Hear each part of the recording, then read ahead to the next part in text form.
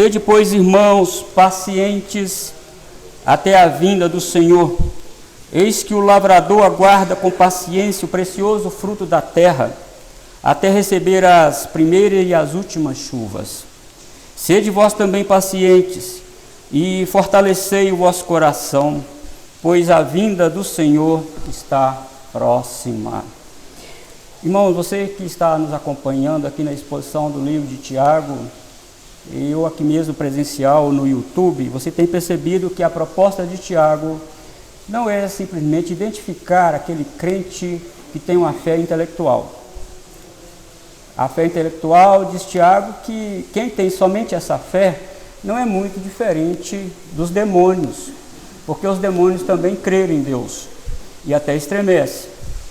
E Tiago diz, se você só tem essa fé e não prova que você tenha uma fé genuína, você não está muito diferente dos demônios. Você crer em Deus faz bem, porque até os demônios creem e estremecem. Então, para Tiago, a vida cristã é muito mais do que dizer que crer em Deus pertence à igreja A ou à igreja B, que pertence ao grupo tal de cântico na igreja, ou que participa da escola bíblica dominical ou não. Para Tiago, isso precisa ser provado com a vida prática, a prática da vida cristã. O que vai dizer quem é de fato e quem tem de fato a fé genuína é aquele que neste sermão aqui hoje passa por provação e resiste a essa provação. E você viu aí nos versículos 1 a 6 que os ricos estavam oprimindo os pobres, estavam fraudando o salário dos pobres. E Tiago leva essa mensagem para eles, versículo 1 a 6, nós vimos no sermão passado. Então, ó rico, vocês estão brindando, não façam isso, porque vocês vão chegar um tempo que vocês vão chorar, lamentando. Deus está vendo tudo que vocês estão fazendo. Vocês estão quebrando uma lei estatuída lá em Deuteronômio, ricos, não façam isso. Portanto, vocês que estão brindando aí com as riquezas ilícitas, que nós até falamos riquezas podres, vocês vão chorar lamentando, porque Deus é o juiz deste povo.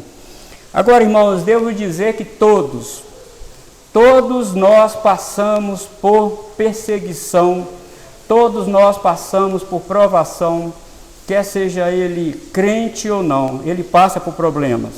A diferença do crente para o não crente, a diferença do justo para o ímpio é que nós passamos por provação por defender os postulados bíblicos, por defender os absolutos da palavra de Deus.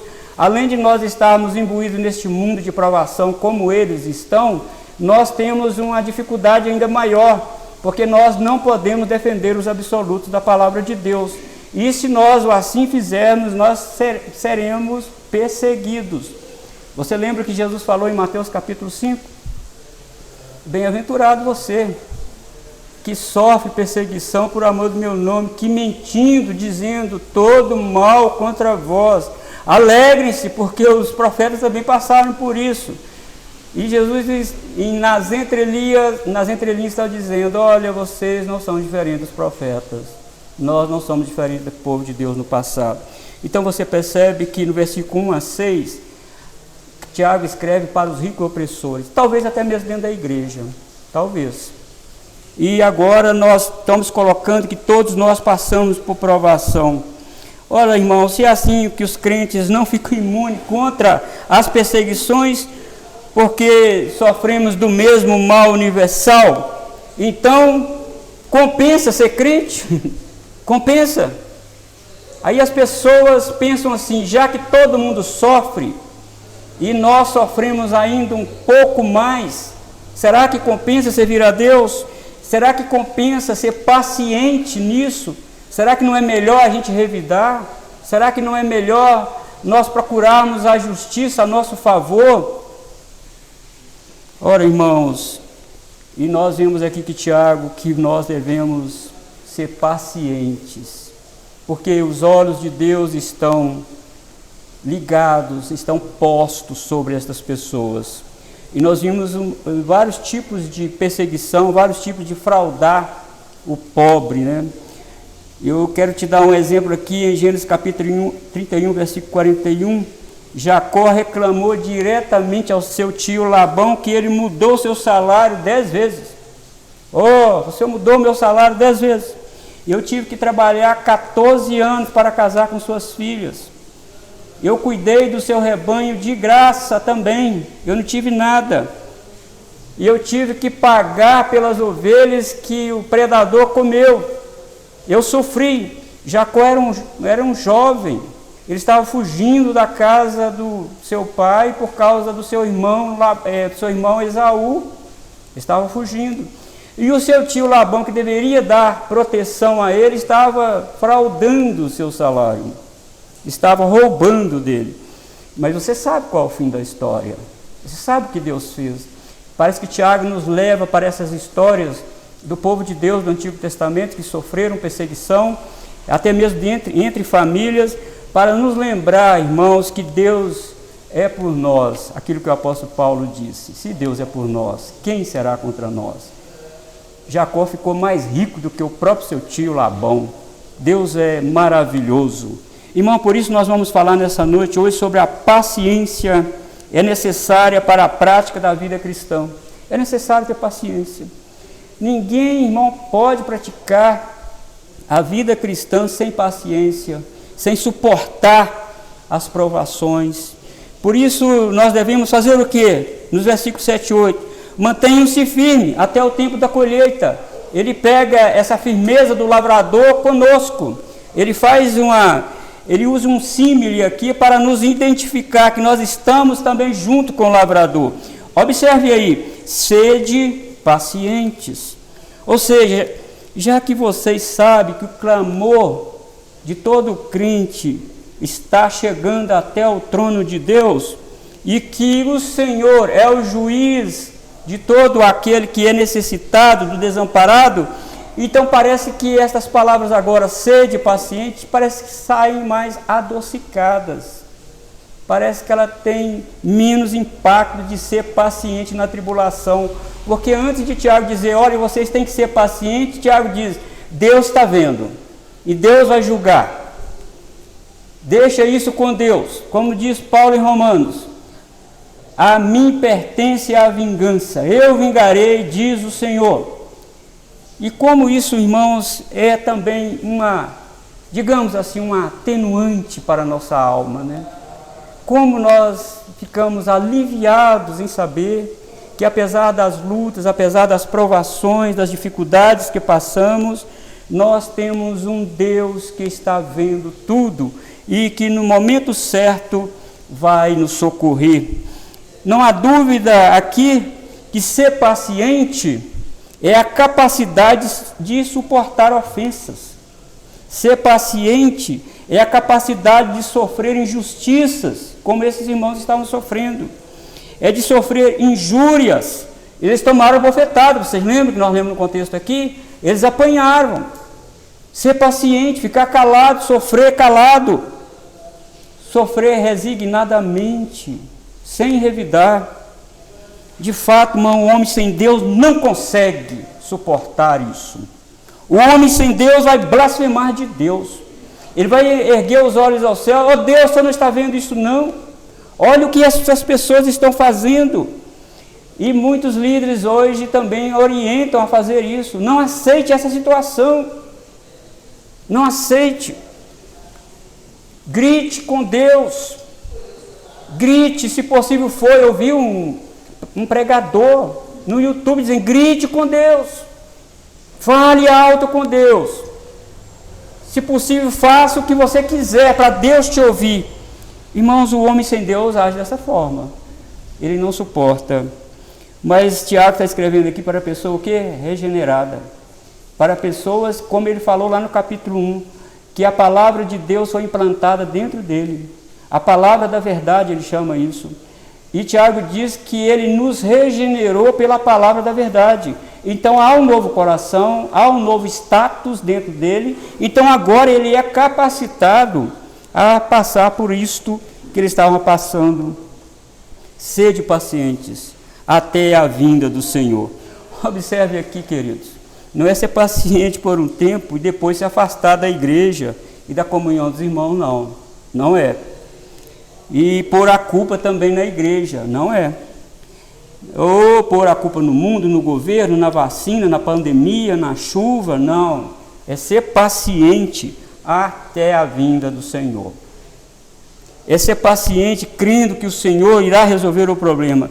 E Tiago usa aqui um verbo no grego chamado auristo imperativo, onde traz a responsabilidade de o crente manter-se paciente sem interrupções na sua vida de fé, de acordo com a capacidade que Deus lhe dá. Não se esqueça que ele já falou lá atrás, de novo eu repito aqui, há um novo homem plantado dentro de você, é esse novo homem que é forte, que Deus capacita para suportar isso. Por isso, precisamos ser pacientes sem interrupção, suportar as afrontas, as injúrias, as ofensas, as injustiças, porque há sim um novo homem dentro de nós. Há um novo ethos dentro de nós. Há uma nova moral, há um novo caráter dentro de nós. Nós não somos como eles aí. Não somos. Nós somos transformados pela palavra da verdade até a vinda do Senhor. Mas continue comigo o versículo aí. Eis que o lavrador aguarda. Aguarda o quê? Aguarda. Ele aguarda com paciência. Temos aqui, irmãos, alguns elementos para pensar. Vamos pensar aqui.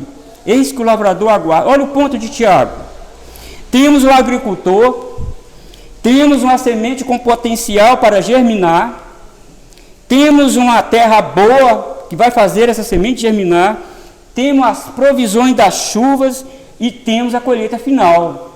Nas entrelinhas é isso que Tiago está dizendo. Eis que o lavrador aguarda.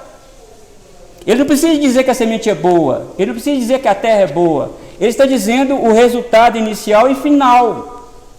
O meio ele já sabe o que vai acontecer, porque Deus já potencializou essa semente para germinar e deu chuva para germinar. Você pegou o ponto aqui de Tiago? Tiago está dizendo, queridos, que vocês estão passando por provação, por lutas. Quem fez a terra? Olha o lavrador. Quem deu as sementes? Quem criou o agricultor? Quem controla as estações do ano e as chuvas? Quem dá forças para o homem colher o que ele plantou? Quem estabeleceu o tempo do plantio até a colheita? Deus. Deus. Deus estava falando altissonante, queridos irmãos, aos ouvidos daqueles crentes que estavam sendo maltratados e fraudados pelos ricos opressores e poderosos. Deixe esses homens comigo, eles vão colher. Vai chegar o tempo da colheita deles, deixa eles comigo. Então somente espere o meu julgamento, espere. Eles vão dar de frente comigo no meu tribunal, assim como o agricultor espera com paciência a sua lavoura produzir frutos. Espere que eles vão colher o que estão plantando. Amados irmãos, aqueles crentes não podiam mudar os tempos e estações para terem seus problemas resolvidos, poderia? Ninguém pode mudar ou alterar os desígnios de Deus, porque Ele estabeleceu um dia que com justiça há de julgar o mundo por meio daquele que Ele designou, Jesus Cristo. Assim como o agricultor, que também não podia diminuir o tempo entre o plantio e a colheita, os crentes devem esperar com paciência o julgamento de Deus. Eles devem esperar. O que o agricultor poderia fazer? Ele poderia plantar e colher ao mesmo tempo? Não, tinha um tempo para esperar. O que o agricultor pode fazer? Nada, a não ser plantar e esperar. Mas acompanha comigo de novo aí o verso. Eis que o lavrador aguarda com paciência o precioso fruto da terra, até receber as primeiras e últimas chuvas. O agricultor plantou a semente. Agora, esperar em Deus, ele não pode fazer a semente germinar. Não pode. Ele não pode fazer o caule nascer. Também ele não tem potencialidade para isso. Ele não pode mandar as primeiras chuvas para fazer a semente, a planta crescer, na verdade. Ele não pode mandar as últimas chuvas para granar e maturar a semente. O fruto, na verdade, ele tem que esperar. Observe a expressão. Eis que o lavrador aguarda até. Irmãos, nós não somos impacientes. Não somos. nós temos muita dificuldade em esperar, muita dificuldade. E Deus usa as aflições, as dificuldades para nos educar a nós mesmos para esperar. Às vezes queremos as coisas de imediato, às vezes oramos e Deus... Eu estava conversando com a irmã pelo telefone em outra cidade e ela estava pedindo oração pela sua família, pelos seus filhos. E ela disse, olha, eu estou orando para os meus filhos há 15 anos e cada ano eles estão pior. E eu não aguento mais. E eu me lembrei que nós estamos pregando em Tiago. E exatamente eu estava fazendo este sermão, minha irmã, eis que o lavrador aguarda, ele aguarda, ele espera até colher o fruto. Qual fruto? Não é qualquer fruto, não é. Tiago diz aqui, ele qualifica o fruto, é precioso o fruto da terra. O lavrador, ele passa por todas as dificuldades, por todas as intempéries, nós estamos passando por isso agora, porque ele sabe que ele vai colher. Ele aguarda com paciência. O que o crente pode fazer, irmão, diante das atrocidades do mundo, da covardia de homens maus? O que o homem pode fazer, o pobre pode fazer diante de suborno no tribunal? Não somos impotentes nessa questão.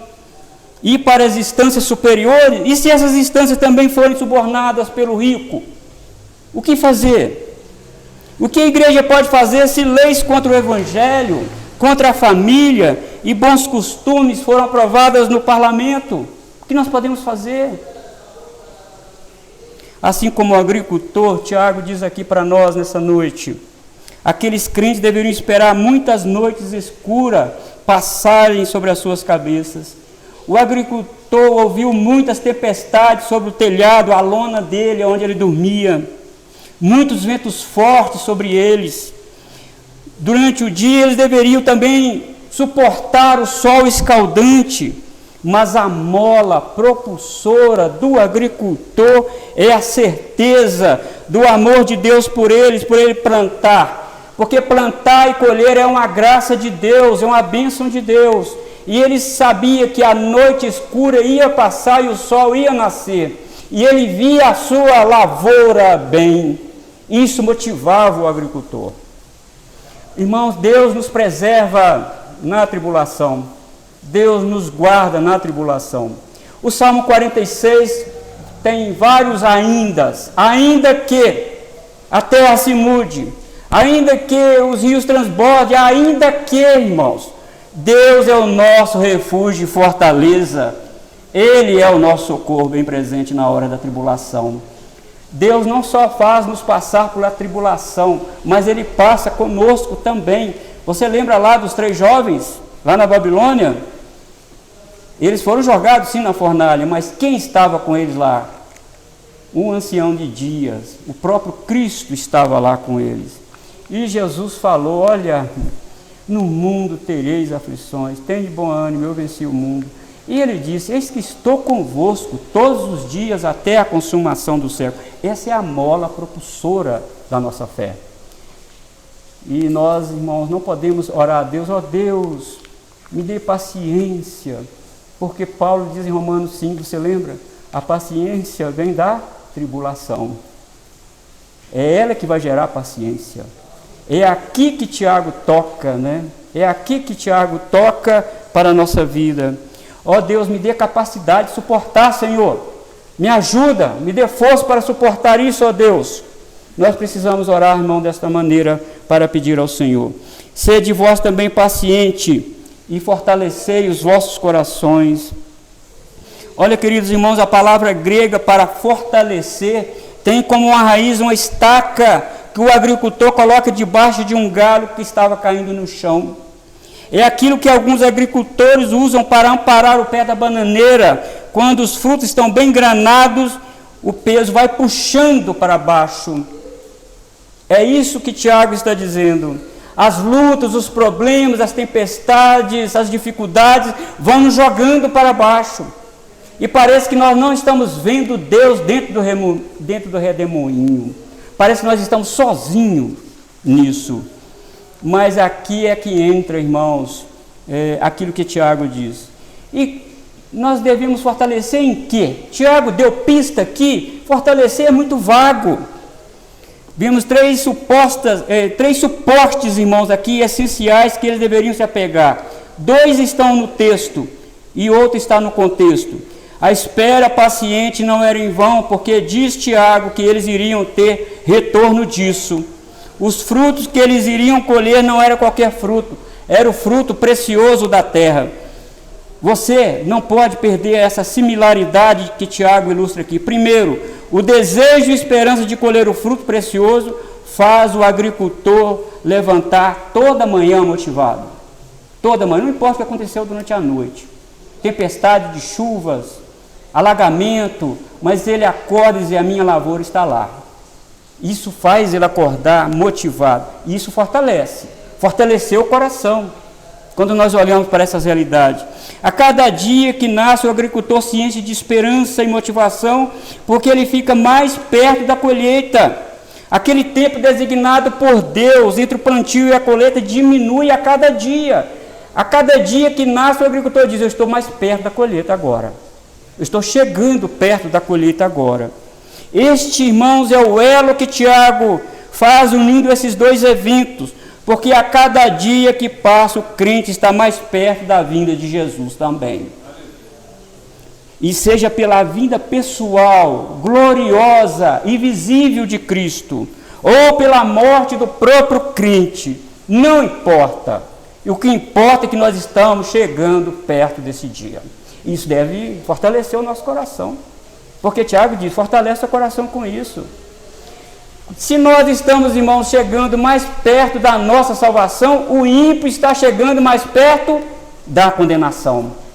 Isso também deve nos motivar, porque Deus é o juiz. Deus está vendo todas essas coisas. Queridos irmãos, vivendo ou morrendo, o fruto é sempre precioso. É sempre precioso. O agricultor se fortalece e se anima na esperança viva de colher os frutos.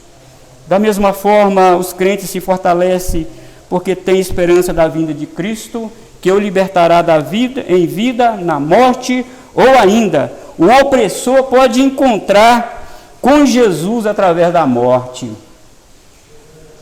Seja o que for, irmão, temos motivo para fortalecer o nosso coração. Temos motivo para isso. Terceiro, Deus prometeu resolver a causa do pobre necessitado. Você lembra disso, lá no versículo 1 a 6? Tiago diz no contexto dessa passagem que o clamor dos pobres e necessitados chegou até Deus e que os ricos opressores e fraudadores do direito dos pobres seriam severamente julgados e condenados. Fortaleça seu coração com isso, crentes. Então aqueles crentes não deveriam ficar inquietos e sem ânimo para esperar, porque Deus prometeu levar esses homens maus até o seu tribunal de condenação. Vai chegar um dia, irmãos, que nós vamos dar de cara, todos nós, de cara com Jesus. Todo ser humano, desde Adão até agora. Se Cristo vier agora, todos vão ressuscitar. E vão, segundo o Apocalipse, o céu vai enrolar como pergaminho, não vai haver espaço para ninguém correr. O lugar que olhar é Jesus. O lugar que o ímpio tentar esconder está Jesus, não tem como esconder. E Jesus disse: olha, vinde bendito de meu Pai, à minha direita aqui, vinde bendito de meu Pai, agora vocês, à minha esquerda, bodes, à minha esquerda, apartai-vos de mim, eu não conheço vocês. Irmãos, o mundo está caminhando para esse dia, e cada dia que amanhece, fortaleça o seu coração, porque você está mais perto da volta de Jesus, ou da sua morte, ou da vinda gloriosa de Jesus. Isso deve, irmão, motivar a minha vida a servir mais a Deus e suportar as dificuldades. Há uma razão para o nosso coração estar fortalecido aqui, como eu acabei de dizer, a proximidade da volta de Jesus, ou literalmente o juiz está em pé na porta. Nos antigos julgamentos da cidade de Jerusalém, daquelas cidades todas lá do mundo antigo, inclusive do Antigo Testamento, o juiz julgava as causas de todos na porta, fora da porta da cidade. E quando Tiago diz: olha, a vinda de Jesus está próxima, É como o Tiago estivesse dizendo, Jesus está olhando e acompanhando todas as coisas que estão acontecendo com seu povo sobre a terra. Ele está à porta. E vez por outra ele corta, ele desliga o registro de oxigênio de um opressor e ele cai. O juiz chegou. E vez por outra também ele desliga o registro de oxigênio de um crente e ele cai e vai encontrar com o seu Salvador. Fortaleça o seu coração. Fortaleça. Há um julgamento final. Há um Deus amoroso. Há um Deus justo. Fortaleça o seu coração com isso. Está, irmãos, em desfavor do opressor. Haverá também uma colheita.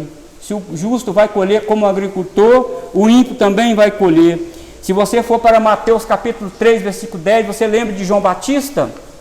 O que João Batista estava pregando lá à beira do Rio Jordão? Ele falou uma palavra de juízo muito severa com aquelas pessoas que estavam querendo ser batizadas sem um devido conhecimento daquilo, uma indevida entrega a Jesus.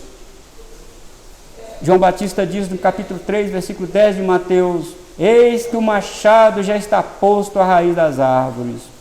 Machado na raiz da árvore, o que significa isso? Juízo definitivo. Lá no Antigo Testamento se cortava o tronco, para o tronco nascer de novo. Mas quando se colocava o machado na raiz da árvore, é eliminação completa. É juízo definitivo, não tem volta. Não tem como mais ter rebento nesse tronco, cortou a raiz. É isso que João Batista estava dizendo. E João também no versículo 12 usa, além do machado, que significa juiz, ele também diz, ele tem também a pá na sua mão. Ele vai recolher o trigo no celeiro. Ah, mas a palha será jogada no fogo. Aqui também é juízo definitivo. Tiago, pega esse gancho aqui, irmãos, no contexto e diz, olha, crentes que estão sofrendo, você que está passando por perseguição, às vezes desanimado na fé, não se anime, fortaleça, porque o juiz já está à porta. O juiz está à porta porque o trigo vai para o celeiro, enquanto a palha vai para o fogo. Irmãos, Deus tirou seu povo do Egito. Lembra? Deus tirou seu povo do Egito, matou os rebeldes no deserto, afogou os egípcios no mar e levou uma outra descendência para a terra prometida. Deus fez isso. Juízo de Deus. Juízo de Deus. Eis que a vinda do Senhor, diz Tiago, está próxima. Sempre esteve próxima para o povo e também para os ímpios. E é sobre essas verdades, irmãos, e a promessa da vinda de Cristo, que aqueles crentes e nós também devemos fortalecer os nossos corações. Daqui a pouco vai amanhecer e você vai contar, mais um dia passou e eu estou mais perto de Jesus. Eu não sei quando vai ser o meu dia nessa terra. Seja, irmãos, vivo ou morto, nós vamos encontrar com o Senhor, porque Ele já implantou a palavra da verdade dentro do nosso coração. Nós já fomos regenerados, nada a perder. Pegando o gancho do filme do moço lá, nada a perder mesmo para nós que servimos a Deus. Você se lembra do poderoso opressor Saul contra Davi? Oprimiu Davi, perseguiu Davi, mas sabe qual é o fim da história? Você sabe. Deus tirou o trono de Saul e também matou Saul e colocou o rei Davi no seu lugar. Eis que o lavrador espera até, irmãos, esperar com paciência a vinda do Senhor. Sabe por que Davi suportou tudo isso? Porque você se lembra lá na casa do pai dele, o profeta ungiu, você é o rei de Israel. Então ele tinha essa convicção, ele fortalecia o seu coração com isso. Eu sou rei de Israel. Embora ainda o tempo designado por Deus não chegou, e eu estou passando por esse problema tão sério de perseguição, mas eu sou rei de Israel. O Espírito do Senhor desceu sobre mim, me ungiu. É isso, irmãos, que tem que motivar o seu coração. João diz que nós temos a unção do Santo. Então fortaleça, querido irmão, nessa noite. Não sei o que se passa no seu coração, seus medos, seus dramas, as suas lutas, planos que talvez não se encaixaram, fortaleça o seu coração, porque o Senhor está te acompanhando. Ele tem tudo designado para você e Ele vai levar a bom termo porque Ele te ama. É assim que nós devemos fortalecer o nosso coração, não importa. E às vezes, irmão, Deus nos livra de um problema muito grande e nós não olhamos, nós conseguimos ver o quadro todo, e Deus nos livra de um problema muito grande. E às vezes nós reclamamos porque queríamos aquilo, mas Deus diz: não, eu estou te livrando de um problema, você vai ver lá na frente. O lavrador tem que esperar até que todos os elementos do tempo relativo ao plantio e à colheita se completam. Não tem como, irmãos. Há um tempo para a planta germinar, um tempo para a planta desenvolver, dar flores e está o fruto pronto para a colheita. Há um tempo. Certo escritor puritano escreveu que o mundo está cada vez mais em estado de maturação para uma colheita. O mundo está cada vez mais em estado de maturação. Irmãos, o mundo está maduro para um juízo de Deus, cada vez mais maduro. E se você for para Gálatas capítulo 4, versículo 4, você vai lembrar que na primeira vinda de Cristo, na primeira vinda, diz Paulo que tinha que se completar a plenitude do tempo para vir Jesus. O tempo foi exatamente cumprido. E para a segunda vinda também há um tempo a ser cumprido. Há uma maturação. O homem cada vez mais está mal, cada vez mais avarento, jactancioso, egoísta, cada vez mais assim. Isso vai crescer até o juízo de Deus vir. Você se lembra quando Deus falou com Abraão? Abraão, Gênesis lá capítulo 15. Olha, Abraão, eu vou te dar uma descendência numerosa. Sabe, porém, Abraão, que a sua descendência será cativa em terra estrangeira por 400 anos, Abraão. Ele nem tinha filho ainda. E Deus falou para ele: a sua descendência será cativa por 400 anos. Mas quando vencer o tempo, Abraão, eu vou tirar. Eu vou lembrar da minha promessa de tirar a sua descendência de lá. Sabe por que os 400 anos? Se você leu o restante do texto, você vai ver que Deus estava aguardando a iniquidade dos heveus, dos fariseus, dos girgazeus, tudo, a iniquidade de subir até o céu, um limite para ele tirar Israel de lá e despossar aquele povo, desapossar aquele povo. Como que Deus é sábio? Deus está aguardando isso, irmãos. Deus está aguardando não somente a maturação da iniquidade do mundo subir a uma altura, como ele também esperou subir aqueles homens que estavam construindo a Torre de Babel. Quando chegou lá, o intento do coração dele, Deus desceu e derramou o seu juízo. Também Deus derramou o seu juízo no povo antediluviano. Imoralidade, Sodoma e Gomorra, amados irmãos, o mundo lá vai numa maturação acelerada para a volta de Jesus. Não pense que você está aguardando cada pessoa a ser evangelizada, que não é isso que Jesus falou. Jesus não disse que cada pessoa tem que ser evangelizada. Jesus não disse isso.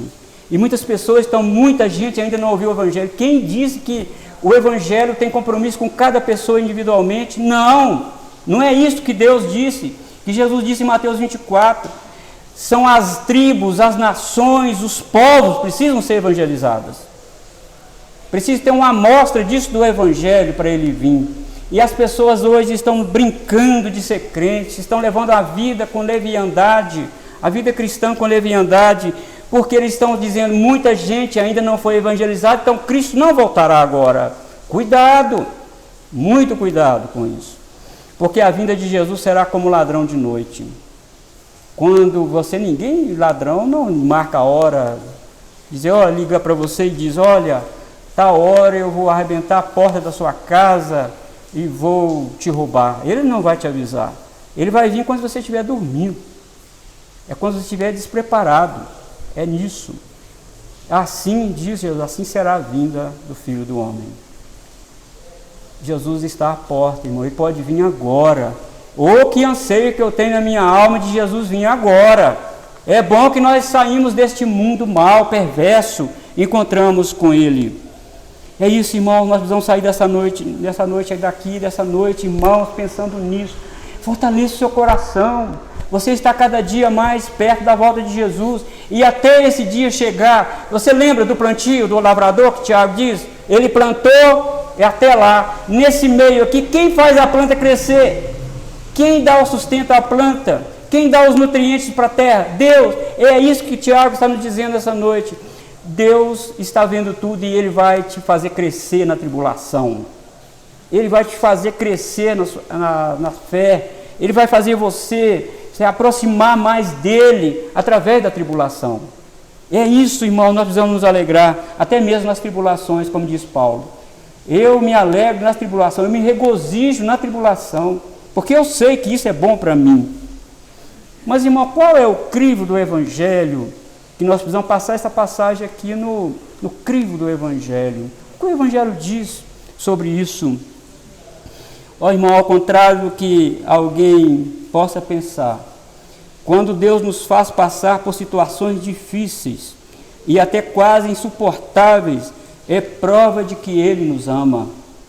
Hebreus capítulo 12 diz que filho há que o pai não corrija? É prova do amor de Deus. Paulo diz também que Deus prova o seu amor por nós em nos ter dado Cristo, para morrer em nosso lugar. Isso é prova do amor dele. Então, quando você estiver passando por lutas, por dificuldades, se Deus implantou a palavra da verdade dentro de você, se Deus implantou uma nova vida dentro de você, e você passa por essas coisas, saiba que isso é demonstração de amor. Deus está te preparando para aquele grande dia da colheita, que Tiago chama aqui o precioso fruto da terra. Nós somos as primícias de Deus, das criaturas de Deus, diz Tiago no capítulo 1. As primícias das criaturas de Deus. Não se esqueça disso, meus irmãos. Você é filho de Deus. Você pertence a Deus. No capítulo 1, versículo 18, Tiago diz que fomos regenerados pela palavra da verdade. E isso por si só nos coloca em confronto com o mundo. O mundo é mentiroso. O mundo é mau. O mundo é ímpio. Nós não, irmãos. Nós estamos num novo estado de coisas. O mundo está num antigo estado de coisas. Nós estamos num outro nível, num outro status espiritual. Como foi falado aqui nesta manhã na Escola Bíblica Dominical, nós temos um outro padrão. Nós temos um outro padrão de moralidade. Nós temos uma outra cosmovisão. As lentes das Escrituras são duas lentes. Nós vamos ver o mundo com a lente das Escrituras. E as Escrituras nos dizem o quê? No mundo tereis aflições. Não devemos esperar outra coisa neste mundo, porque nós não conformamos com este século, mas transformamos, renovamos a nossa mente, diz Paulo. Que Deus em Cristo Jesus abençoe a sua vida. Que Deus em Cristo Jesus fortaleça o seu coração. Nós, irmãos, o povo de Deus não deve esperar de forma alguma uma melhora moral, ética e espiritual do mundo. Não vai. O povo de Deus deve esperar isso, e isso vai atribular o nosso coração. Mas saiba, a planta às vezes o vento leva ela para lá e leva ela para cá. O sol às vezes murcha a folha dela, mas de repente vem a brisa da noite e ela revigora. É assim, irmãos, que Deus faz conosco. Jamais Ele nos deixa morrer. Vamos orar.